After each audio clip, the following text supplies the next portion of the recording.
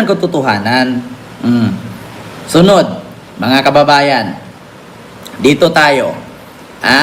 Dito tayo kay Ping Lacson. Mga kababayan, may tanong ko lang. Sino kaya itong pinaparinggan ni Ping Lacson na isa daw baliw na pusa or crazy cat at yung ulol na aso? Sino kaya ito, mga kababayan? May pinaparinggan si Senator Ping Lacson. Ito pakinggan ninyo Ito po'y mula sa 1PH ng TV5 News. Ads lang po, mga kababayan.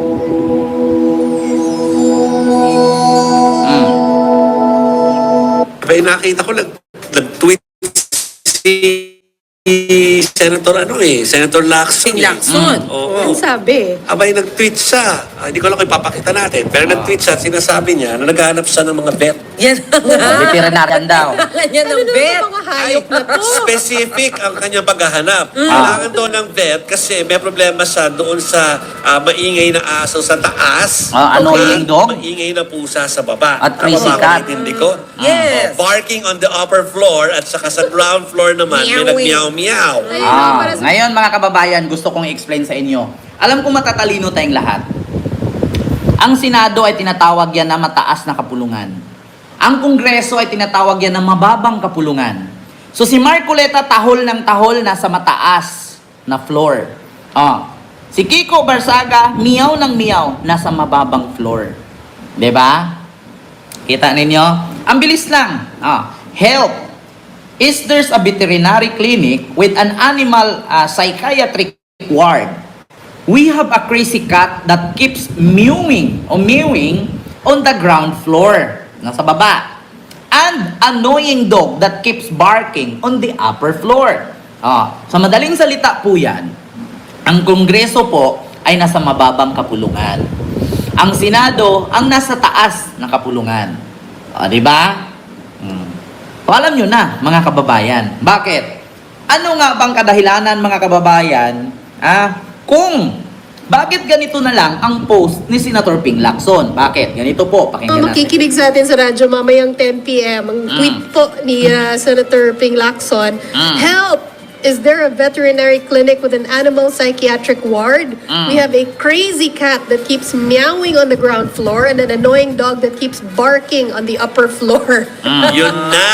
So, Pero, walang Hindi binanggit talaga. na pangalan. wala. Pero kadahilan. Dito sa akin, mga kababayan, kapag nagmiyaw ang pusa, sinisitsitan ko yan. Kapag hindi makinig, hinahampas ko ng walis. Dito naman sa amin, kapag ang aso tumatahol-tahol, anong ginagawa ko? Sinasampal ko yung uso. Di ba titigil? Or else, kaya siya nagmimiyaw, gutom or uhaw. Or else, kaya siya tumatahol, gutom o uhaw.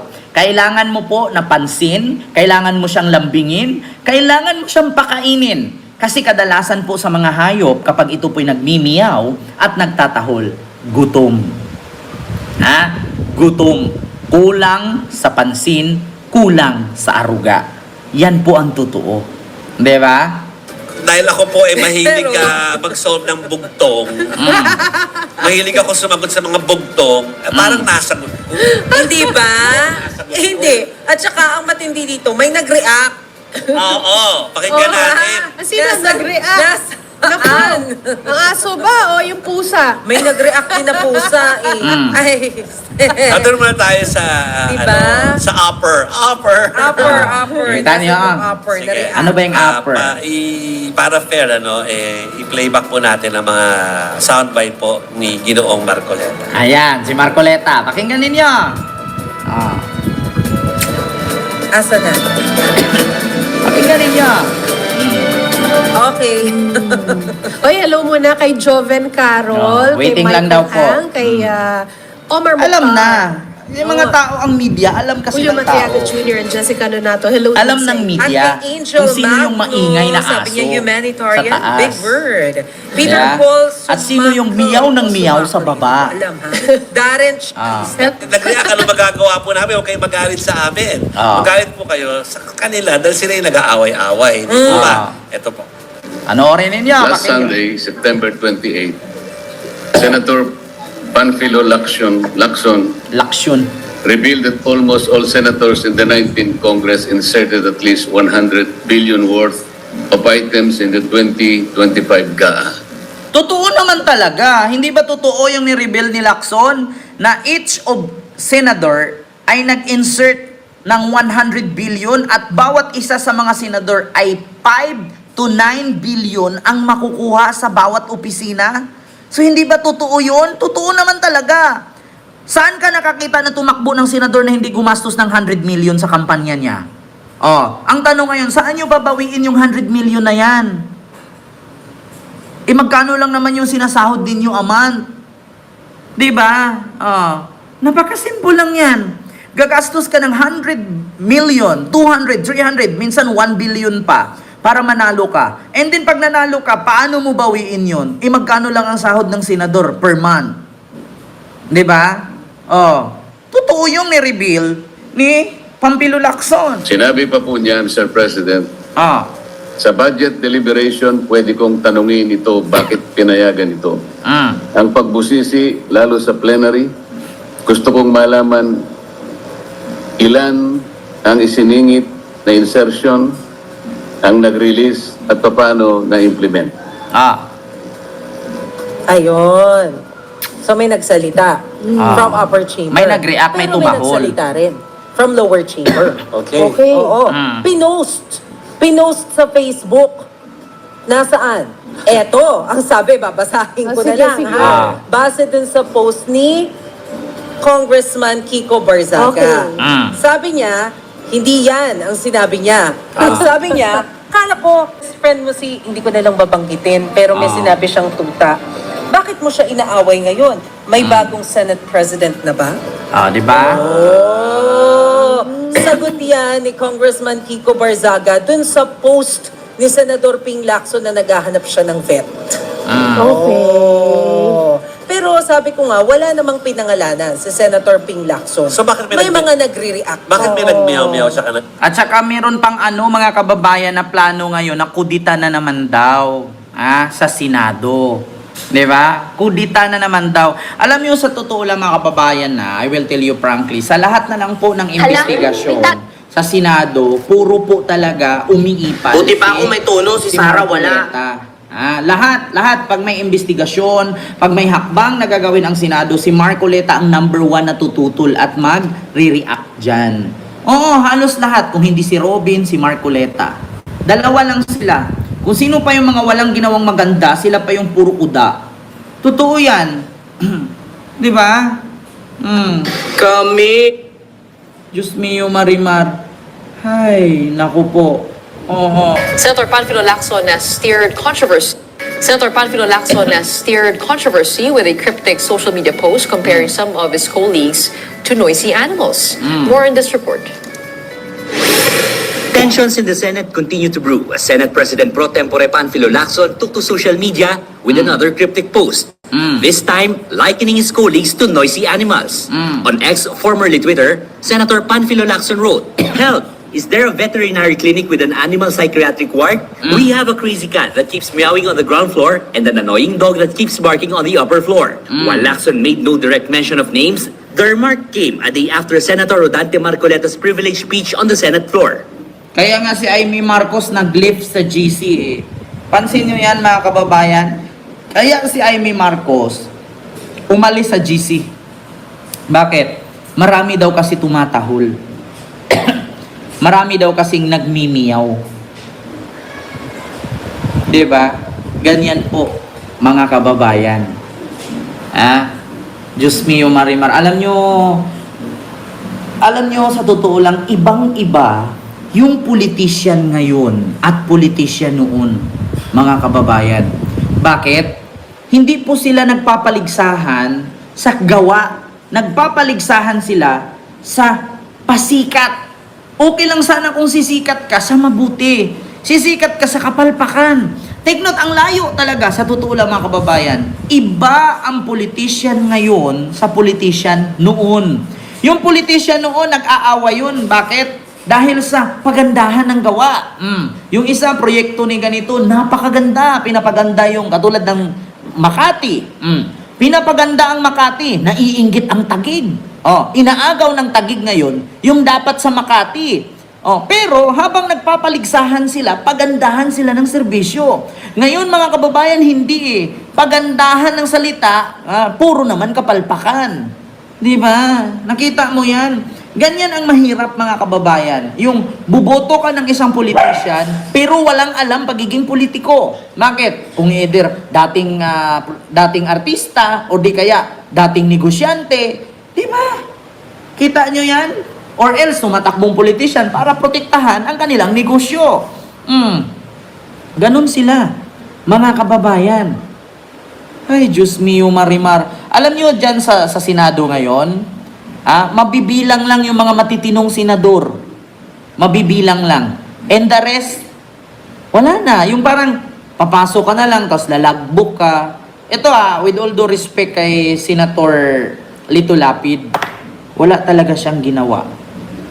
Pipirma lang siya, logbook, tapos yun na yun. Diba? Sino pa? Si Pia Cayetano, ganun din, wala na. Hindi ko na naririnig yung mga pangalan nila. Si Alan, maririnig ko, puro puna. Sino pa yung mga senador? Napakadami nila senador Diba? Wala silang... Kung tanungin mo ngayon yung mga senador, katulad kay Amy, ang dami na daw niyang napasang batas. Tapos yung mga kapwa niya senador, puro na lang daw away, puro na lang daw birahan, banatan, siraan.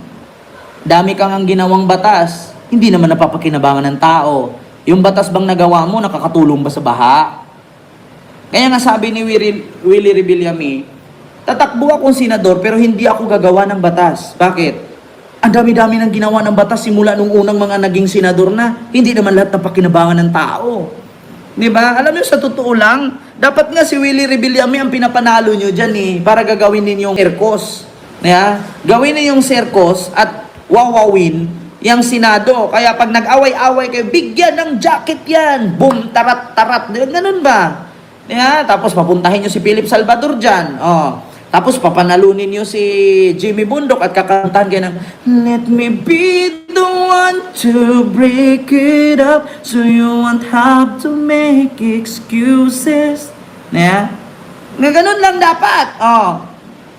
Nandyan si Philip, nandyan si Robin. Tatambling-tambling yan ngayon dyan. Ganun yun. Wala puro patutsadahan, puro parinigan. Tapos, walang ginawa sa bayan. Tapos magugulat ka na lang. Ilang buwang nakalipas, ang gaganda na may panibago na namang property na bibili. May panibago na namang mansyon na nagpagawa. Tapos yung taong bayan, naghihirap din. Di ba? Oh my God. Kita ninyo? Magalit sila kay PBBM kung hindi siya nagtatrabaho ng ayos, sabi ni Ma'am Perlatan. Di ba? Diyos ko naman, mga kababayan. Ma'am Jean Lim, ayun, may galab shoutout. Tita Perla, ikaw ba yan? Tita Perlatan? Kasi may kakilala din po ako si Tita Perla ng USA. Di ba? Diyos ko. Sa Kongreso naman, ilang congressman lang nakikita kong gumagataw. Di ba?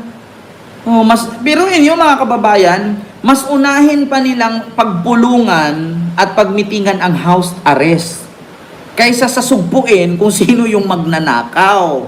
At saka mahirap din kasi mga kababayan, mahirap po humanap ng hustisya para sa ating kababayan o sa ating mamamayang Pilipino na iasa natin sa Senado at sa Kongreso ang investigasyon kasi sila mismo ay kakampi sa mga magnanakaw. Minsan magugulat ka yung nag-iimbestiga, dawit din pala. Minsan magugulat ka yung senador na instead na binuto natin para magserbisyo sa atin, wala. Mas kinampihan pa yung magnanakaw niyang kapwa senador, katulad kay Bato.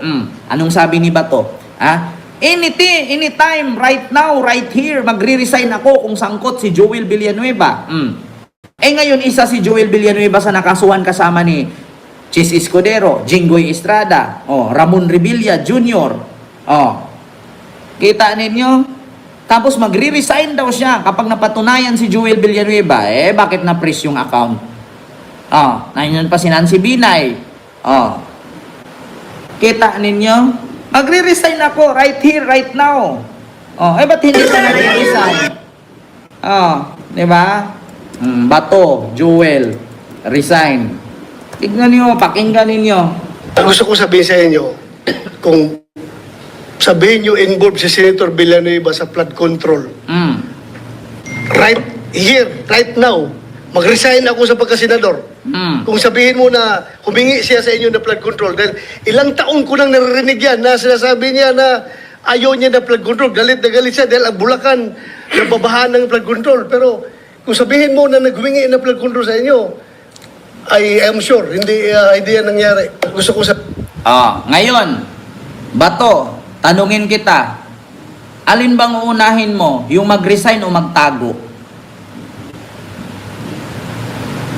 Di ba? Alin ang unahin mo? Mag-resign ka kasi nasangkot si Joel, isa sa pinakasuhan ni PBBM sa ICI, o magtago ka kasi lalabas na yung warrant mo? Eto mga kababayan. Pakinggan ninyo Bato at Aguirre. Naku po. Diyos ko po. Hindi yan mag-resign, magtago. Posibleng maglabas ang International Criminal Court ng panibago arrest warrant laban sa ilang individual na isinasangkot sa madugong kampanya laban sa illegal na droga ng Administrasyong Duterte. Ito sinabi ni dating Senador Antonio Trillanes IV matapos niyang makipagpulong sa ilang miyembro ng ICC sa The Hague, Netherlands. Isa si Trillanes sa naghain na reklamong crimes against humanity laban sa dating Pangulong Duterte. Kabilang po sa tinukoy po ng dating senador na posibleng isyon po ng arrest warrant ay sina Senador Ronald de la Rosa at Senador Bongo.